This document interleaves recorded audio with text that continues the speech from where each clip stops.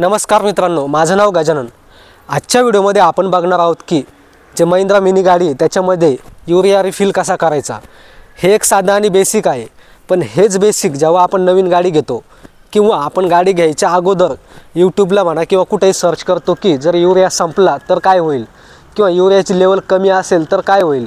जेव्हा आपल्याला तिथे एक साइन येतं, इंडिकेशन येतं की आपला युरिया लो आहे, तर आपल्या गाडीला तेव्हा काहीच होत नाही मित्रांनो, फक्त एक सिग्नल आलेलं असतं। तर माझ्या गाडीत एक सिग्नल आलेलं आहे, ते असं की DAP लेवल लो, नो स्टॉट 2300 किलोमीटर, म्हणजे 2300 किलोमीटरपर्यंत माझी गाडी चालू शकते। पण 2300 किलोमीटरची वाट न पाहता आपण युरियाची जे बकेट असते ते आपण घरच्या घरी फिल करू शकतो। आपल्याला कुठल्याही शोरूमला जायची गरज नाही आहे, त्यामध्ये आपण ज्या सर्व गोष्टी घरीच करू शकतो। मित्रांनो, आज मी तुम्हाला माझ्या गाडीमध्ये युरिया टाकून दाखवणार आहे लाईव्हमध्ये। एक बेसिक आहे, पण तुम्हाला आज मी लाईव्ह करून दाखवणार आहे। मित्रांनो, जे आपण ड्रायव्हर साईट आहे आपली, तर ह्या साईडनेच आपली टाकी असते युरियाची। तर इथे तुम्ही बघू शकता ही युरियाची टाकी आहे आणि आपल्याजवळ जे बकेट आहे मित्रांनो, हे मॅक्सी क्लीनची बकेट, हीच आपल्या गाडीत टाका तुम्ही, हे मी रिकमेंडेशन करेन तुम्हाला।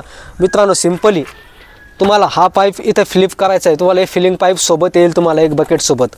ही बकेट आहे मित्रांनो, ही बकेट 6 लिटरची आहे आणि याच्या अगोदर मी जेव्हा माझी गाडी सर्व्हिसिंग झाली होती, 50,000 किलोमीटर झाले, तेव्हा म्हणजे मी 10,000 किलोमीटरच्या अंतरावरती एक 6 लिटरची बकेट आणि एक 10 लिटरची बकेट, म्हणजे असं 16 लिटर युरिया मला एक सर्व्हिसिंगला लागतं। तर मित्रांनो, सिम्पली तुम्हाला इथे टाकी आहे आणि ते तुम्हाला युरिया फिल करून घ्यायचा आहे। मित्रांनो, जर तुम्हाला हा व्हिडिओ आवडला असेल तर लाईक आणि शेअर करायला विसरू नका। धन्यवाद।